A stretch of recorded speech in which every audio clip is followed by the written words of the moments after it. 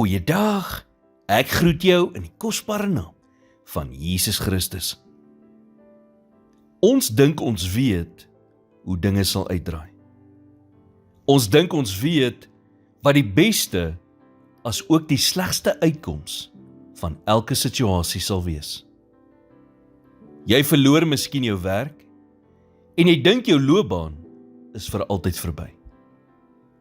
Of jy beëindig dalk 'n verhouding en dink jy sal nooit oor die hartseer kom nie. Ons dink ons weet hoe dinge sal uitdraai, maar ons is nie altyd reg nie. Want dikwels kan ons terugkyk en besef dat uit hierdie moeilike tye sommige van die beste dinge uit ons lewens gekom het.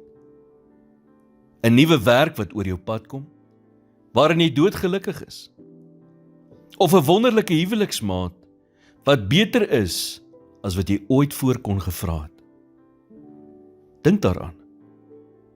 Was jy al ooit in jou lewe teleurgestel deur iets, net om later uit te vind dat daardie presiese ding vir jou 'n deur oopgemaak het tot iets beters? God werk dinge ten goeie uit in ons lewens. God sien die hele prentjie, terwyl ons maar net gedeeltelik kan sien. Hy kan die hartseer en seer kry in jou lewe vat en dit omdraai in iets wonderliks. Maar jy moet gehoorsaam wees en hom toelaat om jou te lei. Dit kan beteken dat jy soms sekere dinge, verhoudings, loopbane of drome gaan moet laat gaan wat nie die Here se wil vir jou is nie. Paulus sê in 1 Korintiërs 2 vers 9 en 10, wat die oog nie gesien en die oor nie gehoor en in die hart van 'n mens nie opgekom het nie, wat God berei het vir die wat hom liefhet. Maar God het dit aan ons deur sy Gees geopenbaar, want die Gees ondersoek alle dinge, ook die dieptes van God. As God van jou verwag om sekere dinge in jou lewe te los, doen hy dit omdat hy iets beter vir jou in store het.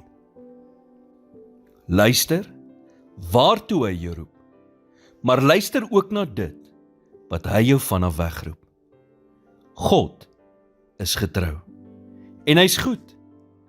Hy het net jou geloof, vertroue en gehoorsaamheid nodig om dit in jou lewe te doen waartoe net hy in staat is. Jy het geen idee wat God alles in jou lewe kan doen nie, selfs met die gebroke stukke. So gee vandag vir hom die kans om dit vir jou te wys. Here, vergewe my vir die kere wat ek sukkel om U te vertrou met die gebroke stukke van my lewe.